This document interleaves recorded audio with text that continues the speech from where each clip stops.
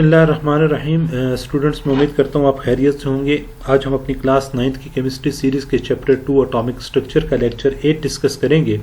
और आज के इस लेक्चर में हमारा टॉपिक ऑफ डिस्कशन है isotopes and uses of isotopes. Students, सबसे पहले हम देखते हैं कि व्हाट आर आइसोटोप्स। तो स्टूडेंट्स, ये जो लफ्ज़ आइसोटोप्स है ये दो अल्फाज से मिलकर बना है, एक आइसो और दूसरा टॉप्स, जो टोपोस से निकलता है।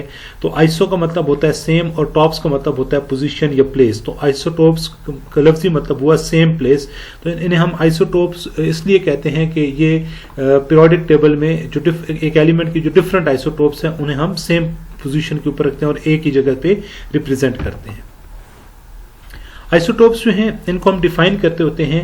Isotopes are atoms of same element having same atomic number but different atomic mass या मास नंबर।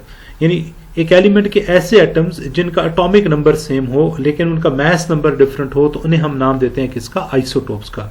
अब स्टूडेंट्स, हमने पहले चैप्टर में एटॉमिक मास और एटॉमिक नंबर पढ़ा था। हमने कहा था किसी भी एटम के न्यूक्लियस में मौजूद प्रोटॉन्स की तादाद उसका एटॉमिक नंबर कहलाता है, जबकि किसी भी एटम के न्यूक्लियस में मौजूद नंबर ऑफ प्रोटॉन्स और नंबर ऑफ न्यूट्रॉन्स का सम उसका मास नंबर या एटॉमिक मास कहलाता है। अब एटॉमिक नंबर सेम होने का मतलब यह है कि इनमें नंबर ऑफ प्रोटॉन सेम होंगे। जब नंबर ऑफ प्रोटॉन सेम है तो atom as a whole neutral होता है, तो उसके अंदर नंबर ऑफ इलेक्ट्रॉन्स भी प्रोटॉन्स के इक्वल होंगे। तो सेम नंबर ऑफ प्रोटॉन्स और सेम नंबर ऑफ इलेक्ट्रॉन्स होंगे। जब नंबर ऑफ इलेक्ट्रॉन्स सेम है तो उनकी डिस्ट्रीब्यूशन, जिसे हम इलेक्ट्रॉनिक कॉन्फ़िगरेशन कहते हैं, वो भी सिमिलर होगी। इसलिए जो आइसोटोप्स हैं उनमें number of protons, number of electrons और इलेक्ट्रॉनिक कॉन्फ़िगरेशन ये सेम होती है, लेकिन जो नंबर ऑफ न्यूट्रॉन्स हैं वो डिफरेंट होते हैं। स्टूडेंट्स, जो आइसोटोप्स हैं इनकी केमिकल प्रॉपर्टीज एक जैसी होती हैं, सिमिलर होती हैं। उसका रीजन ये है कि जो केमिकल प्रॉपर्टीज हैं वो डिस्ट्रीब्यूशन ऑफ इलेक्ट्रॉन या इलेक्ट्रॉनिक कॉन्फ़िगरेशन के ऊपर डिपेंड करती हैं। चूंकि आइसोटोप्स की वैलेंस शेल की जो कॉन्फ़िगरेशन है वो सेम होती है, एक जैसी होती है, इसलिए इनकी जो केमिकल प्रॉपर्टीज हैं वो भी एक जैसी होंगी। और जो आइसोटोप्स होते हैं इनकी जो फिजिकल प्रॉपर्टीज हैं वो डिफरेंट हैं। वो इसलिए डिफरेंट हैं कि जो फिजिकल प्रॉपर्टीज हैं किसी भी एलिमेंट की वो उसके एटॉमिक मास या मास नंबर के ऊपर डिपेंड करती हैं। और आइसोटोप्स का जो मास नंबर है वो डिफरेंट है, या इनके जो एटॉमिक मास है वो डिफरेंट है। जब एटॉमिक मास डिफरेंट है तो इनकी फिजिकल प्रॉपर्टीज भी क्या होंगी? डिफरेंट होंगी। नेक्स्ट स्टूडेंट्स, हमारे पास एग्जाम्पल्स हैं आइसोटोप्स की। हमारी बुक में 4 एग्जाम्पल्स उसने डिस्कस की हैं। सबसे पहले आपके पास आइसोटोप्स ऑफ हाइड्रोजन हैं। स्टूडेंट्स, नेचुरली अकरिंग 3 आइसोटोप्स हैं हाइड्रोजन के, जिन्हें हम प्रोटियम, ड्यूट्रियम और ट्रिटियम कहते हैं। ये प्रोटियम की रिप्रेजेंटेशन है, ये ड्यूट्रियम की है और ये ट्रिटियम की है।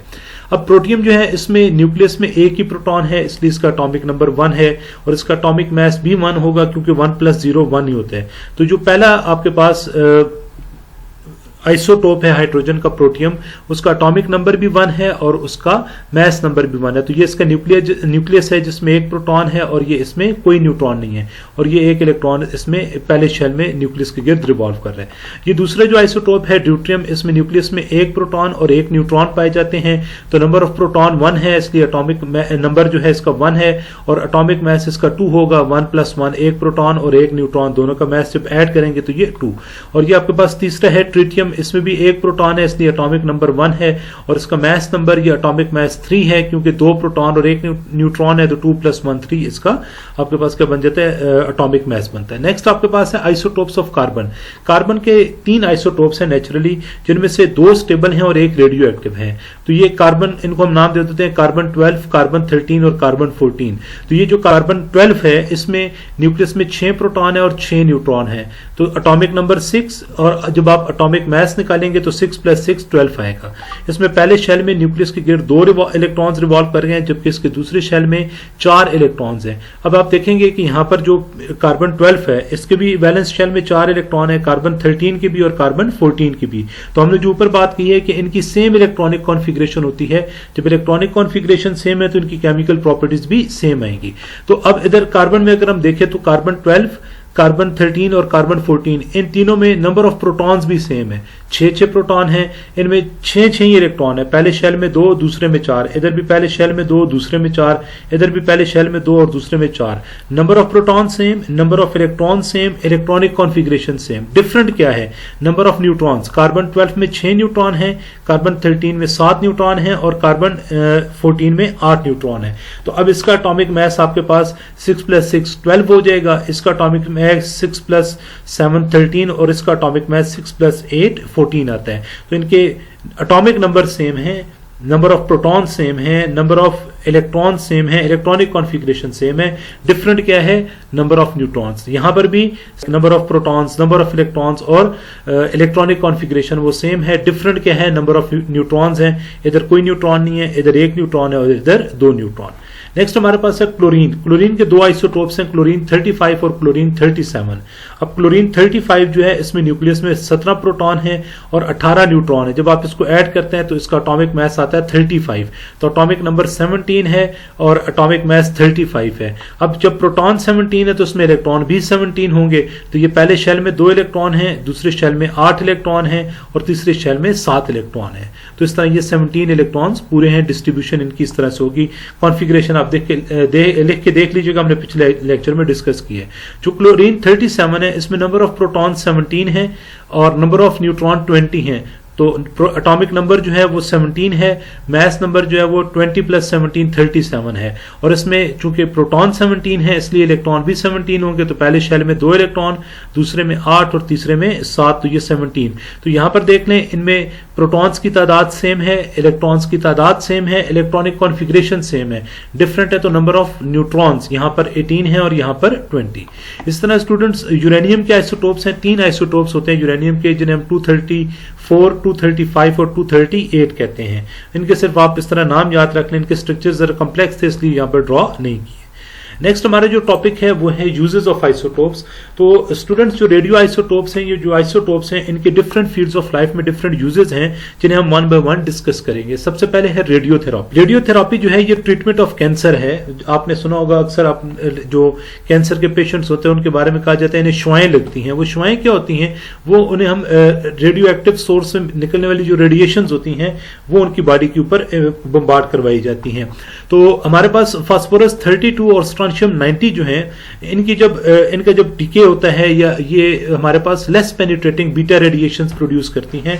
तो चूंकि ये रेडिएशंस लेस पेनिट्रेटिंग होती हैं इसलिए इन्हें हम कैंसर, जो स्किन कैंसर होता है उसकी ट्रीटमेंट में इस्तेमाल करते हैं। कोबाल्ट 60 हमारे पास एक एलिमेंट है जिससे पावरफुल गैमा रेडिएशंस प्रोड्यूस होती हैं, और ये जो गैमा रेडिएशंस हैं इनकी पेनिट्रेटिंग पावर बहुत ज्यादा होती है, इसलिए इनको इनर पार्ट ऑफ बॉडी में जो कैंसर होता है उसके ट्रीटमेंट में इस्तेमाल किया जाता है। नंबर 2 है traces for diagnosis and medicine. Students, different radio isotopes को डिफरेंट बीमारियों की तशखीस के लिए इस्तेमाल किया जाता है, और खास तौर पे बॉडी के अंदर जो ट्यूमर्स वगैरह होते हैं उन्हें डिटेक्ट करने के लिए हम रेडियो आइसोटोप्स को इस्तेमाल करते हैं। इसके अलावा आयोडीन 131 जो है, इसको जो थायराइड ग्लैंड में जो ग्वाइटर होता है उसे डिटेक्ट करने के लिए, यानी जो गिलर की बीमारी होती है जिसमें गला जो है वो सूज जाता है, इस बीमारी में हम इसको इस्तेमाल करते हैं। और टेक्नीशियम जो है इसको हम बोन की ग्रोथ को मॉनिटर करने के लिए इस्तेमाल करते हैं। नेक्स्ट आपके पास है archaeological and geological use. Archaeological use ये है कि जो पुराने वक्तों में आपने अक्सर रिपोर्ट्स में पढ़ा होगा या टीवी में देखते हैं कि एक स्टोन मिला है या कोई बॉडी मिली है, और ये अंदाजा लगाया कि जी ये 5000 साल पुरानी मम्मी है, ये 10,000 साल पुरानी। तो ये किस चीज की बेस के ऊपर क्लेम किया जाता है, ये हमें कैसे पता चलता है? तो जितने भी पुराने ऑर्गेनिजम्स हैं, खास तौर पर जिन्हें हम फॉसिल्स कहते हैं, लाइक डेड एनिमल्स और प्लांट्स और स्टोर्स, उनके अंदर जो रेडियो एक्टिव आइसोटोप्स होते हैं उनकी एज डिटर्मिनेशन को हम डिटरमिन करते हैं by measuring the half life of radio active isotope in it. उनमें जो रेडियो एक्टिव आइसोटोप है उसकी हाफ लाइफ को मेजर करके वहां से हम उनकी एज को एस्टिमेट करते हैं। तो इस प्रोसेस को हम रेडियो एक्टिव आइसोटोप डेटिंग कहते हैं। और इसका एक इंपॉर्टेंट मेथड है जिसमें हम कार्बन कंटेनिंग ऑब्जेक्ट्स, यानी जो फॉसिल्स हैं उनकी एज मेजर करते हैं by measuring the radio activity of carbon 14। हमने ऊपर पढ़ा कार्बन 14 एक रेडियो एक्टिव आइसोटोप है, तो कार्बन 14 की रेडियो एक्टिविटी को मेजर करते हुए हम उनकी एज को डिटरमिन करते हैं। तो इस प्रोसेस को हम कहते हैं radio carbon dating, simply carbon dating. Next आपके पास है chemical reactions and structure determination. Different chemical reactions का मैकेनिज्म और उनका जो रेट होता है उसको स्टडी करने के लिए भी हम रेडियो आइसोटोप्स को इस्तेमाल करते हैं। फॉर एग्जांपल आपने 8th क्लास में पढ़ा है कि एक प्रोसेस है जिसे हम फोटोसिंथेसिस कहते हैं, जिसके जरिए प्लांट्स अपनी खुराक खुद बनाते हैं। तो फोटोसिंथेसिस का मैकेनिज्म और उसका पाथवे मालूम करने के लिए हम कार्बन डाइऑक्साइड को कार्बन 12 के बजाय कार्बन 14 से लेबल कर देते हैं, और फिर उसके बाद हम उसका पाथ ट्रेस करते हैं। हम वो पूरा पाथ देखते हैं जिसमें वो कार्बन इस्तेमाल होता है, वो कार्बन डाइऑक्साइड कैसे रिएक्शन में इन्वॉल्व होता है और फिर एंड पे ग्लूकोज में कन्वर्ट होता है। तो इस पूरे पाथवे को हम जब स्टडी करते हैं तो ये हमें मैकेनिज्म डेवलप करने में हेल्प देता है। नेक्स्ट आपके पास है application in power generation. Radio isotopes को हम इलेक्ट्रिसिटी जनरेट करने के लिए इस्तेमाल करते हैं न्यूक्लियर रिएक्टर्स के अंदर। अब होता क्या है, जो हमारे पास यूरेनियम 235 है, जब हम इसे स्लो मूविंग न्यूट्रॉन से बम्बार्ड करवाते हैं तो ये टूटकर बेरियम 139, क्रिप्टॉन 94 और 3 न्यूट्रॉन में कन्वर्ट हो जाता है। ये टूट जाता है, ये ब्रेक हो जाता है, यूं हम कहेंगे। जब हम यूरेनियम 235 को एक स्लो मूविंग न्यूट्रॉन से बम्बार्ड करवाते हैं तो ये ब्रेक होकर हमें बेरियम 139, क्रिप्टॉन 94 और 3 न्यूट्रॉन देता है, और साथ में large amount of heat produce, large amount of energy produce करते हैं। ये जो large amount of energy produce हो रही होती है, इसे हम बॉयलर के अंदर वाटर को स्टीम में कन्वर्ट इसको यूज करके हम वाटर को स्टीम में कन्वर्ट करते हैं बॉयलर्स के अंदर, और फिर उस स्टीम से हम टरबाइन को जो है वो चलाते हैं और टरबाइन से इलेक्ट्रिसिटी जनरेट होती है। तो ये एटॉमिक एनर्जी का एक पीसफुल यूज है for the development of nature. Students, इसके बाद एग्जाम्स के क्वेश्चंस हैं, कैसे क्वेश्चंस पूछे जाते हैं इस टॉपिक से रिलेटेड। तो पहला सवाल, what are isotopes, write down the name and representation of isotopes of hydrogen. तो ऊपर हमने डिस्कस की है 3 आइसोटोप्स हैं, प्रोटियम, ड्यूट्रियम और ट्रिटियम, उनकी रिप्रेजेंटेशन देनी है। फिर उसके बाद है how many isotopes of carbon and chlorine are there, उनकी रिप्रेजेंटेशन बताएं। तो ऊपर हमने इसको भी डिस्कस किया। Why isotopes have same chemical properties, isotope की केमिकल प्रॉपर्टीज क्यों सेम होती हैं, ऊपर मैंने आपको पहली स्लाइड में रीजन बता दिया है। उसके बाद why physical properties of isotopes are different from each other, इनकी फिजिकल आइसोटोप्स की फिजिकल प्रॉपर्टीज डिफरेंट क्यों होती हैं, तो ये भी हमने ऊपर डिस्कस किया है। उसके बाद कहते हैं वो कौन से आइसोटोप्स हैं जिन्हें हम रेडियोथेरेपी में इस्तेमाल करते हैं। तो ऊपर हम पढ़ के हैं फास्फोरस 32 और स्ट्रोंशियम 90 और इसके अलावा कोबाल्ट 60। या फिर इस बार को यूं पूछ सकता है what radio isotopes are used in treatment of cancer, तो ये आपने वही आंसर इसका भी आ जाएगा। उसके बाद रेडियो कार्बन डेटिंग क्या होती है, ऊपर हमने इसको डिस्कस किया है। कहता है आइसोटोप्स को हमने पीसफुल जनरेशन ऑफ इलेक्ट्रिसिटी में यूज करते हैं, तो बताएं जी कैसे और उसकी इक्वेशन लिखें। तो ऊपर जो लास्ट यूज हमने पढ़ा वो इसमें आएगा। और कभी कभार लॉन्ग क्वेश्चन इस चैप्टर से आता है तो उसमें वो कह देता है write down the uses of radio isotopes या isotopes in various fields of life. तो मैं उम्मीद करता हूं आपको ये बातें समझ आई होंगी। किसी किस्म का क्वेश्चन हुआ तो उसे कमेंट बॉक्स में लिखिएगा। स्टूडेंट, ये हमारे इस चैप्टर का लास्ट टॉपिक था। इसके बाद हम इसकी एक्सरसाइज के क्वेश्चंस और टेस्ट योरसेल्फ सॉल्व करेंगे और फिर अपना नेक्स्ट चैप्टर स्टार्ट करेंगे। Thank you very much.